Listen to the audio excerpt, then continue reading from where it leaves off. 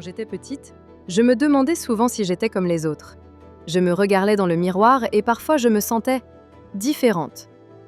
Un jour, j'ai demandé à ma mère: Maman, pourquoi j'ai un ventre plus gros que les filles à l'école?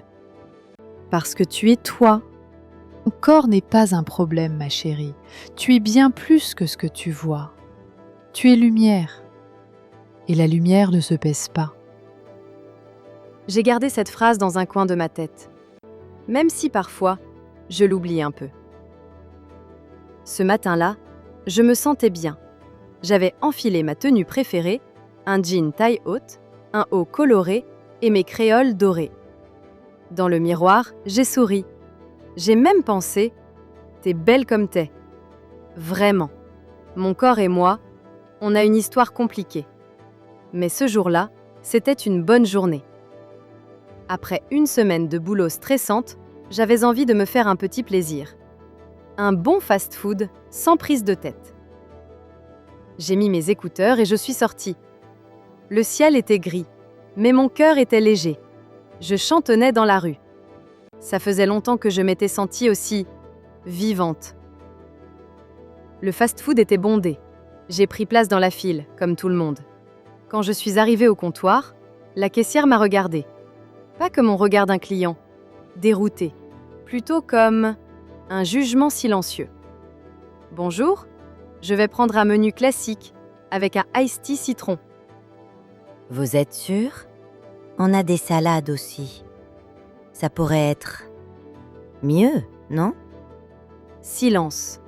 Les secondes se sont étirées comme une gifle au ralenti. J'ai senti mon ventre se nouer. J'ai regardé autour, des regards. Pas directs, mais je les ai ressentis, comme des flèches invisibles, brisées, vulnérables. J'ai juste dit « non merci », étouffée. Puis j'ai pris mon sac et je suis partie. Sur le chemin, une image m'a traversé l'esprit. J'avais 12 ans, au collège. Pendant le cours de sport, un garçon avait crié « T'as cru que t'étais Beyoncé? T'as le corps d'un Big Mac. » Toute la classe avait ri. Moi, j'avais souri aussi, pour faire semblant. Mais le soir, dans mon lit, j'ai pleuré sans bruit. Ce jour-là, j'ai commencé à cacher mon corps, même à moi-même, blessée, résignée. J'ai appelé ma meilleure amie. J'avais besoin de vider ce trop-plein. Quoi? Elle t'a dit ça comme ça? Non mais c'est une malade! Franchement, t'aurais dû lui répondre. Diana, écoute-moi. Tu ne te laisses plus atteindre par ce genre de bêtises, ok? T'es incroyable. Point. J'ai soufflé. Rassurée.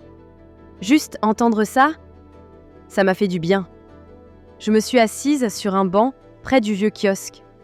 Une fille est passée, les bras chargés de sacs. Je kiffe ta tenue. T'es magnifique, sérieux. J'ai relevé la tête, un peu surprise. C'était sincère, rapide. Mais c'était exactement ce que j'avais besoin d'entendre. Mon corps n'est pas un sujet de débat. Il n'a jamais eu besoin d'être corrigé, ni commenté.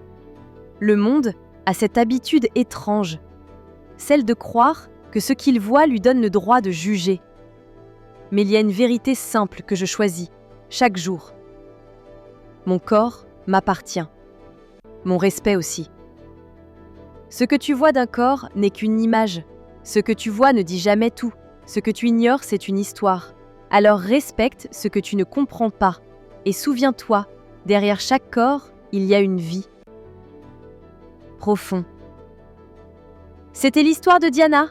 Abonne-toi pour plus d'histoires vraies, puissantes, animées.